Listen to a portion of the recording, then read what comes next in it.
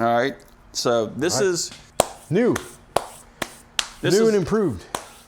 Where's my paint shaker when I need it? Yeah, See what it's like? I had to go and give the little blood drawn for next week's physical. What are they going to tell you you're fat? Anything else you want to know? Not really. All right. Talk about So in this video, this is our friend Mr. Klipp's car.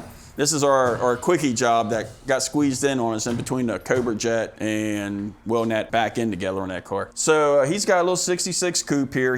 We got to do quarter panels, wheel wells, drop-offs, nothing major, but as we started cutting into the car, look at the rust we found. Another one that came out of the ocean. This is the first side roof panel that I put on a coupe, so this is going to be a learning curve for me as well, but it's pretty straightforward. I already have it dry fitted, but if you put these panels in, you better treat this rust. I had no idea how far these structures rust up in behind that roof panel. I mean, this is just a typical old coupe. I mean, I understood it, they rusted down here, but look how far this goes up. That goes up. We're talking 7 inches. So we done cut this piece out. We're gonna cut all this out. We're gonna patch it in. We're gonna sand this all down, treat it in OSPO like we did in the past videos on the Cobra Jet car. And we're gonna weld this all solid, and we're gonna bring you back. We're gonna prime it, and then we're gonna fit this piece. I'll show you how these pieces go in. They're not really complicated at all. You just gotta do a little trimming on them. It's a Dynacorn part, fits pretty good. Well, I guess we're gonna put you on a time lapse and we're gonna cut this out and then we're gonna weld it in and we're gonna bring you back when we got it all welded in and cleaned up. And we'll talk about how that panel fits that roof. So stay tuned. Yeah, this is gonna take a minute.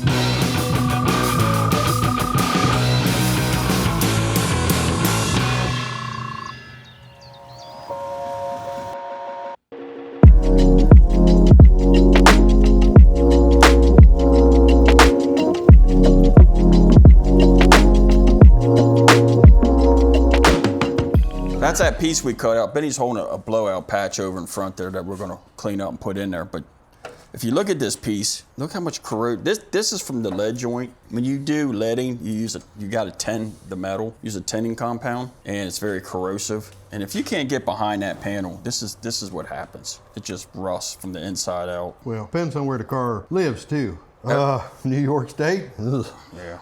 Arizona, might be wonderful. Every coupe that I've ever had to put quarter panels on always has that blistering rust seam right there on that lead joint. And this is what you find when you peel off that skin up through there. That rust carries up through there pretty far. I had it on my 64.5 even. I don't think mine was that bad, but I had that corrosion in there as well. But we're gonna cut it all out. We're gonna prime it up and spruce it up for our buddy Mr. Klipp, and he's not building a show car here. We're going to build him a nice little driver. It's not going to be, we're not going to go crazy with the red oxides and the Lenco spot welder and stuff. We're going to just patch it up really nice, grind it, and coat it with some kind of corrosion protection. You like roll on with it. And you'll never see it, huh? Imagine that. There's a difference between a $15,000 car and a $100,000 car. Right. So.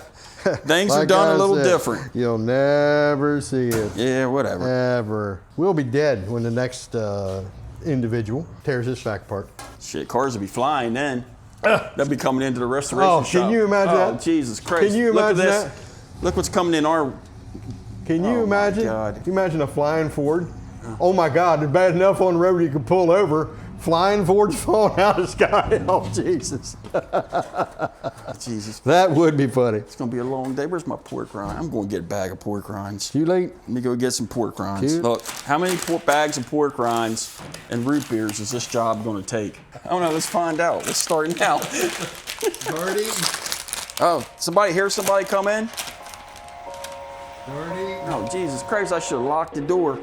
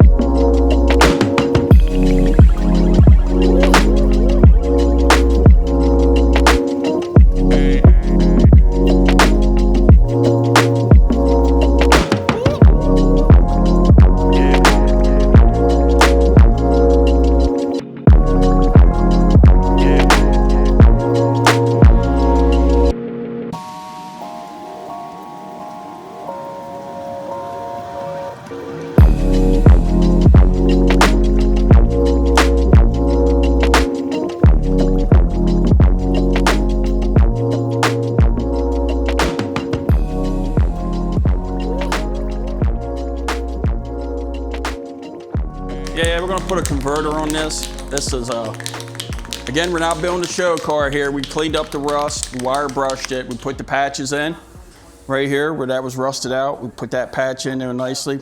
We put this side piece in right up through here. This was all rotted out. We just kind of made the piece a little big and overlapped it. The piece was only supposed to be to here, but since it was so perforated, we just figured we'd put a little bend in it, put a little strength in it.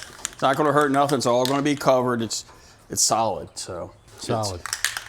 And we're just gonna put a little bit of rust reformer in there, and then we'll probably put some, probably put a little red oxide primer in there before we put that quarter panel and that roof skin in. This stuff will get in there and do its job. Stuff works pretty good. I bet before we're done. I bet you it's better than what Ford did. Oh, shoot. Ford didn't do nothing in here. That's why this thing is so damn rusty. I took that big wire brush on that hand grinder and got in there and got what I could. Anything's better than what was in there, let's put it that way. Man, under a coat of finish. That looks better than what Ford did. This stuff is pretty rancid. Probably should be putting my mask on. Let me do that. It's good for you. Good thing about that stuff, it dries quick, so you can top coat it pretty quick, 20 minutes.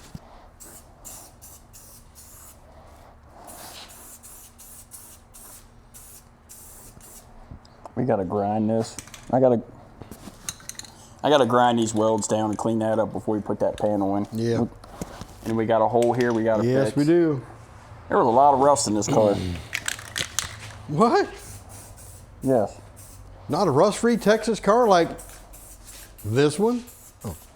Easy. All right. Whew, that stuff is strong. Let that dry. We'll come back. All right, so we got the patches in, as you can see. They're all, we put the metal converter in there. I done covered it up. No, it was right here. It was up here. We put that piece in here. We got this piece fitted. Come back here, Tyler, show them this. We got this in. We're gonna pop these holes in here. We're gonna go ahead and plug weld this. We got this prepped for the wheel well, and we got the trunk drop prepped, ready to be welded in. So we're going to weld them in next, and then we're gonna get that quarter on, and we'll bring you right back on that.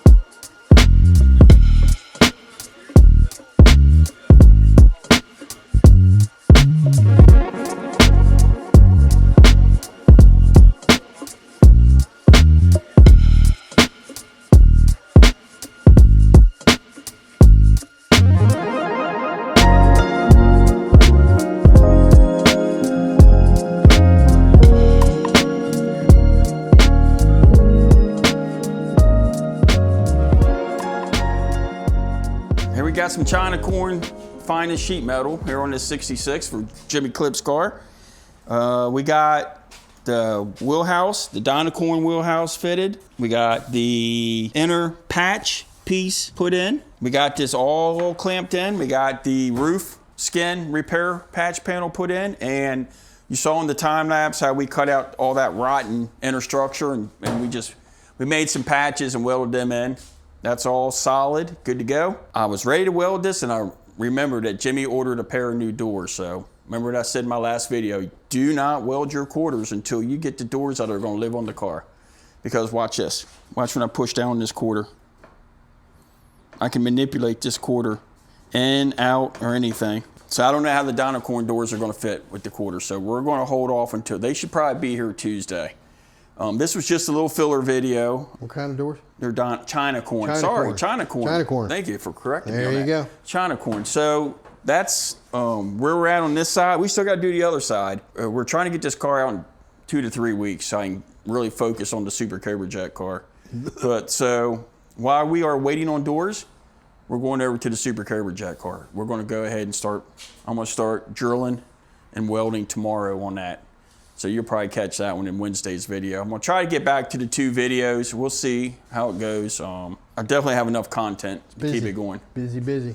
Busy with the grass and the seal coating and the cars and life.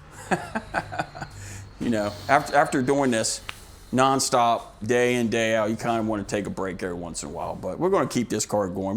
We want Jimmy to have something to enjoy this summer. The reason why we chose the Dynacorn doors is because we were going to put a patch in here. We opened it all up, and this shell is so rusty in here. I haven't even sandblasted or wire brushed it, and it's got holes in it already. So this door is worthless. You can fix these, but if you're going to put a couple $1,000, $3,000 in a paint job, why? That's going to come out in a year or two. Guaranteed. He's going to get the Dynacorn doors. We're going to put the inner frame coating inside them. They'll all be coated. They'll be fitted to the car, and this car will probably be in the garage. I don't foresee him driving it in weather or anything. But we want to give him a nice job, so that we're just going to get the new doors, and we will bring you there when we get the doors, and hopefully everything will fit. It's all fitting. I'm kind of impressed how good that quarter panel fit. Now we did have to struggle a little bit with that China corn and outer wheelhouse, but we got it in there to work. Roof fits tight. All these lines are nice. Yeah. Yep. I mean, so remember they're straight. They line up with everything else. Yeah. And it's so much better looking than that thing. Again, we're not paying attention to what Benny's saying. When we weld this, I had told y'all in previous videos, do not weld these back pieces here. When I weld this, I'll probably only weld to here. Don't weld this part of the fender well, because we have that other quarter panel to do, and we have to fit that rear valance. And a lot of times you got to pull suck them quarter panels in. I take a ratchet strap. You know me and my ratchet straps. I'll put a ratchet strap from quarter to quarter, and I'll pull the bottoms in, and then I'll put that rear valance and set that valance where it needs to be. We'll hook them here and there. And we did get the trunk floor in, drop off in too. If you go under here, Tyler, you can see it. We put the new drop in. We almost have a complete metal car again, not full of rust and Bondo and everything else that goes along with these old rusty Mustangs. We'll have another rust-free Texas car here in about another couple weeks. How in the world do we keep finding them? Well, you know, I don't understand. They come here rusty and they leave unrusty. That's just how it is. All right, well, we'll get at it again. Remember, like and subscribe and check out the merch store. And if you want to send us some root beers, we like root beer. We like the vanilla root beer. Any of it's good. Any of it's good. Any of it's good. So. Oh, it's so much better looking. I enjoy working on these so much more. Better looking. That is the best looking Mustang that ever come out right there. God, no. It's all swelled up and stupid looking. And the nose. Sort of like you. Swelled up and stupid looking. No, I'm swelled up maybe, but this is all there. This is it. Tell you what. Right now, the wife's pissed at me all the fan mail I get. Well. What? Well, I mean, it's all coming from her, apparently. Oh, my. Anyhow, we're going to get out of here today. It's Friday night. I'm going to clean my hands up, cut my grass, and I'm going to call it a day. I got to go mow, too. Yeah, I've seen enough of this car. Like, subscribe, donate funds. Donate funds? Donate funds. Jeez. Merchandise, absolutely. You got to do work to get donated funds. I'm working. You just got in my way today.